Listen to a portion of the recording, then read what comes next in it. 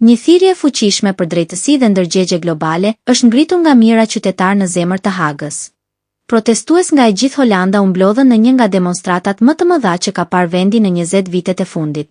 Mbi 100.000 vetë kërkuan ndaljen e gjakderdhjes në Gaza dhe tërheqjen e mbështetjes për fushatën izraelite. Tubimi u mbështet nga organizata të njohura ndërkombëtare për të drejtat e njerëzit dhe ndihmën humanitare që bën thirrje për një qëndrim më të qartë dhe aktiv të Holandës në mbrojtje të civileve palestinezë. Ndihesh i pafuqishëm kur shikon kaq shumë padrejtësi dhe ti nuk mund të bësh asgjë tjetër, përveç se ta bësh zërin tënd të dëgjohet. Por kur shoh këtë tubim, ndihem krenare për popullin tim. Protesta ime është kundër genocidit në Gaza dhe kundër bashkëfaqësisë së vendit tim. Ne ende furnizojmë pjesë për avionët të 35 dhe nuk jemi të gatshëm të vendosim një vit të qartë kundër Izraelit. Demonstruesit kaluan simbolikisht përpara selisë së gjykatës ndërkombëtare të drejtësisë, institucion që vetëm një vit më parë i kërkoi Izraelit të parandalojë çdo veprim që mund të përbëjë akt gjenocidi.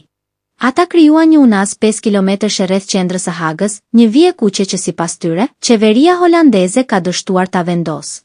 Protestuesit kërkuan që politika holandeze të mos qëndrojë më neutrale përballë dhunës në Gaza.